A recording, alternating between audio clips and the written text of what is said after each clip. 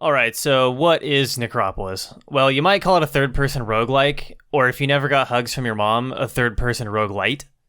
It was heavily inspired by the giant pile of money the Souls series made. It was published by Bandai Namco, and it was developed by Harebrained Schemes, which are pretty good developers. They made the Shadowrun games, which I hear are good. I love the Souls series, and I love roguelikes, so when this game was announced back in 2016, I was pretty stoked for it.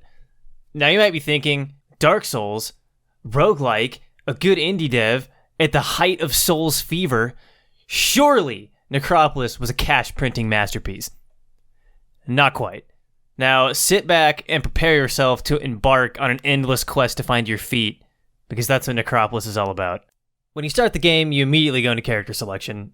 You can play as Small Man Go Fast or Big Boy Hit Hard. Personally, I prefer Small Man Go Fast, but I'll explain why in a minute.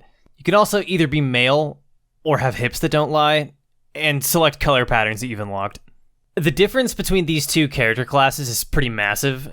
Big Boy hits harder, moves slower, dodges slower, has a more powerful shield slam, has more health, more defense, can swing heavy weapons faster, and is generally overpowered as fuck. This class was added in the free update that this game got shortly after release, and it shows. The game does not feel balanced around it at all. Small Man, on the other hand, was the original player class and what the game seems to be balanced and designed around. It generally moves a little bit quicker, doesn't swing heavy weapons as quickly, and has significantly less health in most circumstances. Alright, so you've made the correct choice and chosen Small Man Go Fast with hips that don't lie. Now what? Well, you start off right in the action on floor 1 of the Necropolis, a constantly changing labyrinthine structure built by a crazy archmage a long time ago, and your goal is to survive all 9 floors and escape. That's it. Simple. Before I get into game design and mechanics, I want to talk about how much I absolutely love the art style of this game. The character models are a perfect blend of minimalism and detail, and the dark, monochromatic design of the environment is incredibly striking. Now, if you're the biggest turbo nerd of all time, you might be thinking, but Jacob, Necropolis was made in the Unity engine. All these objects in the environment are just solid one-color Unity materials with a default shader on simple geometry. And you'd be right, but let me explain why that's actually fucking incredible. When you play a photorealistic AAA game like Far Cry or Horizon Zero Dawn, you try to figure out how it was even possible for a team to make a game that looks this amazing and realistic. But when you play a game like Necropolis, you see a deceptively simple art style, and you think, wait, I can probably make that. 90% of this game isn't even textured. Then you download Unity for free, and you download Blender for free, and you start making bad shit. It inspires creative people who might have been intimidated by the process of making games to start making games. And I'm not just talking out of my ass, it happened to me. And to prove it, here's some of the bad shit I'm making in Unity and Blender right now. Wow. Neat. Now, I understand that the major driving force behind this art style is probably that all of the levels are procedurally generated, which means that simple, modular rooms and level pieces with limited geometry and limited texturing make developing procedural generation way easier and more efficient, and that's probably the real reason the devs made this choice on the art style, but either way, I absolutely love how this game looks. The animation is also usually pretty tight. Just look at these walk cycles, man. Okay, let's talk gameplay. So, like I said before, your goal is to survive to the deepest level of the Necropolis, and as you make your way through each floor, like any self-respecting roguelike, you'll find plenty of items along the way, like potions, scrolls, armors, weapons, shields, all the good stuff, and if you die, your ass is starting over. Potions and scrolls usually need to be identified, but everything else comes hot and ready to be served.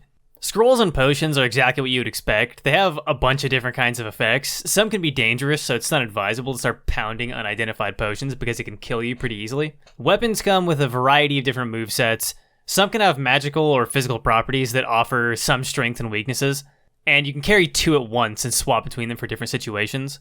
Armors have a few different bonus effects like faster movement or elemental resistance, and shields are exactly what you would expect. Sometimes you can also find ranged weapons that you can use in your offhand instead of a shield. And you've got some currency items. You've got gems, which are basic currency that you use to shop at merchants, open level exits and buy these blessings. And you also have tokens of favor that you earn from completing randomized challenges during a run. And at the end of the game, you have a gem score that's converted into tokens. The tokens are carried over to your next character, and they're used to unlock codexes, and used to unlock the color schemes that I talked about during character creation. And they can also be used to open these bonus chests at the start of every floor. The combat is easily the most involved part of Necropolis. As you can tell, it borrows pretty heavily from the post-Souls era third-person ARPGs. Combat is equally satisfying and frustrating. Sometimes attack combos can feel unresponsive, which is more than likely due to how the Unity engine handles animations, but there could be a few different reasons for this. You can also perform these special charge attacks by holding down either a heavy or a light attack, which is a really welcome addition to the style of combat, and one-shotting huge enemies with well-timed power attacks feels great. You also get some excellent moments like this one where you can pop an invisibility potion and go apeshit on an entire room full of enemies.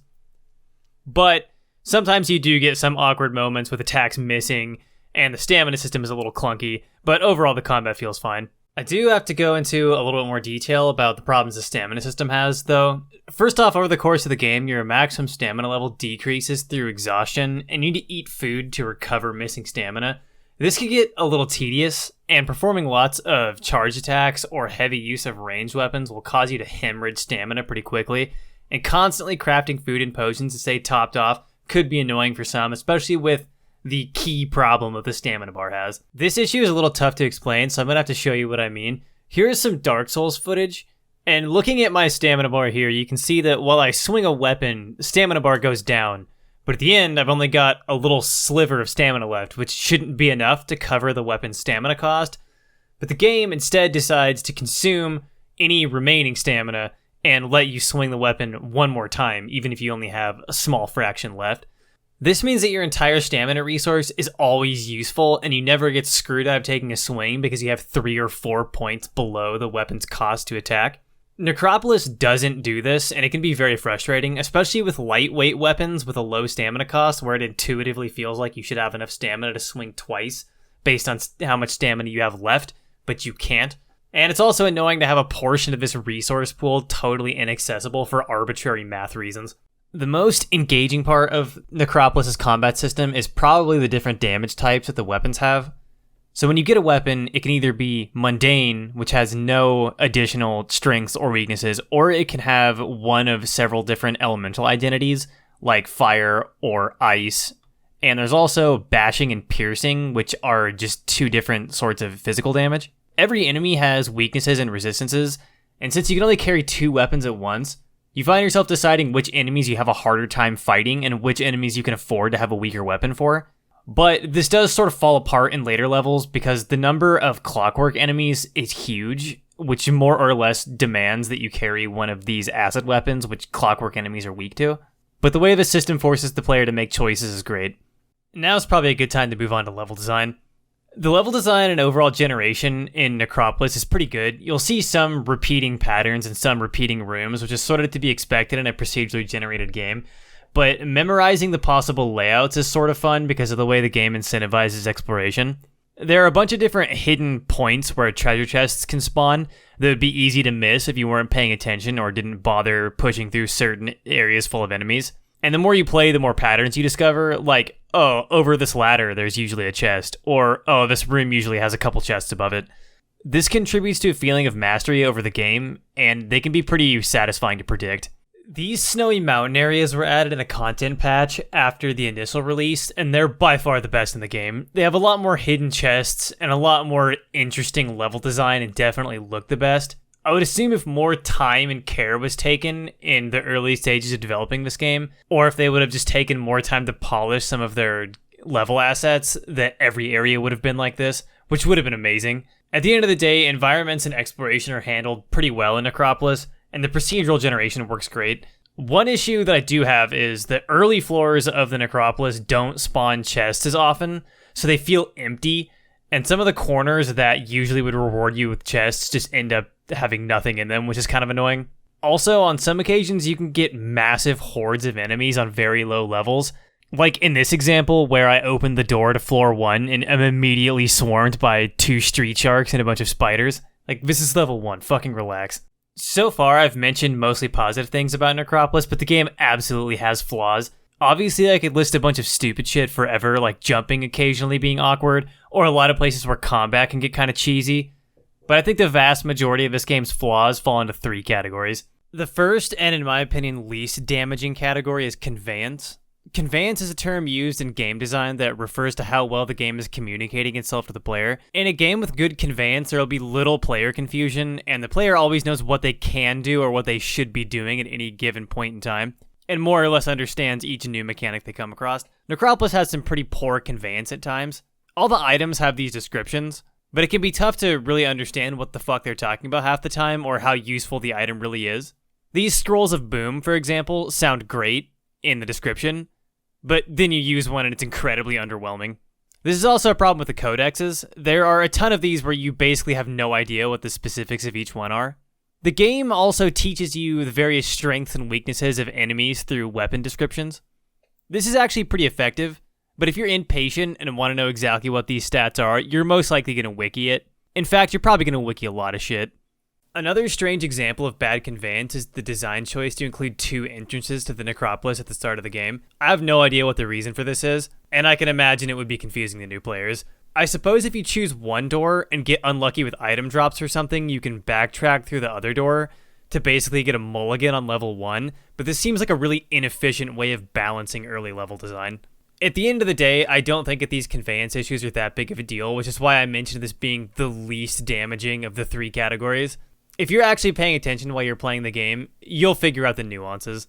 The second category of flaws this game has are balancing issues. Like I already mentioned earlier, one of the player characters is significantly easier to play than the other one, but this can be waved off as essentially a difficulty setting, so it's not that big of a deal, and it's common in a lot of games of this genre. The more glaring problem is with some of the items and how they are balanced. I already mentioned that some weapon elements are more useful than others, particularly acid and lower floors, but there's also this thing. The Flame Blaster is a ranged weapon that shoots fireballs incredibly quickly that deal upfront damage and then damage over time that all adds up to a completely insane number. The game says this item is tier 2 in a ranking system where tier 4 is the highest, but it should probably be tier 6,000. If you find one of these, it becomes pretty damn hard to fail a run. But this sort of balancing isn't inherently bad in a roguelike game. Sometimes it's even done intentionally. Some runs you get lucky and find busted items, and some you don't. That's just how it works. But there's really not an excuse for this next one. This potion essentially gives you an extra life, which is insanely busted. It would be fine if it was a one-off, but after you die and are revived, you can drink another one and get the same effect back. To make matters even worse, there's a codex you can unlock for very cheap that will start you off with every single potion recipe in the game at the start of any run, which basically gives you unlimited access to this potion as long as you have the materials to make it, which aren't difficult to find. This more or less makes this codex the best one in the game for anyone whose main goal is just to survive to the end. And this one isn't really a matter of luck. You can take this codex before you even enter the dungeon. You could just make a conscious choice to not use this item, but the idea of dominant strategy definitely applies here. Now it's time to get to this game's most critical flaw, which isn't so much anything the game does, but more what it doesn't do. This game is pretty lacking in content. Now, in the defense of the developers, they did fess up to this and release a content patch after the initial launch called Brutal Edition that added a ton of new stuff to the game. But it's still not really up to par with what consumers expect from a game. There was supposedly going to be an ongoing attempt by the developers to keep releasing new content for Necropolis, but they've been kind of silent on that ever since the original announcement, so I wouldn't guess they're working on anything else. They did just finish Battletech, though, so who knows, they might revisit this. One thing that makes this particularly frustrating is that with a game like this, once you have the infrastructure, like algorithms to determine how levels are created, how enemies spawn, and how items spawn, it's really just a matter of adding assets, giving the development a pretty modular feeling, on top of the Unity engine already being an incredibly modular game engine. One very simple way to add content to this game would have been, for example, to add maybe an endless dungeon mode that would just keep spawning the final level of the dungeon infinitely so players could just see how long they could survive. It also might have been nice to have a little bit more in the way of character building, maybe some simple stats or something, so players feel like they're making more choices beyond just which weapons and armor they want. But I suppose it's probably a testament of how strong a proof of concept this game is that it leaves you wanting so much more. This game really attempts to be something special, and I'm not aware of any other games that have taken this approach to the roguelite genre. A quick Google search for third-person roguelike turns up next to nothing. This is an incredibly compelling concept, and I believe that if Necropolis is revisited by Harebrained Schemes, or if another dev comes along and really tries to nail down this concept, it has a high potential to be a fantastic game. Necropolis wasn't destined to be with greatness, but it did fuck her once in high school, and I think that's what's most important to take away from it. I've even considered trying to make a game like this myself once my game development skills get better. So, would I recommend Necropolis? Well, if you thought the gameplay that I've shown looked compelling, and you can grab it on sale, it's definitely worth your time. But at its full price of $30, it might seem a little steep for the amount of content that's currently in the game. Also, this game does have multiplayer, but getting multiplayer footage was borderline impossible because nobody bought this goddamn game. But I do know that the difficulty of the game doesn't scale up with additional players, so I'm not really sure how fulfilling of an experience that is. Anyway, I'll see you guys in the next video.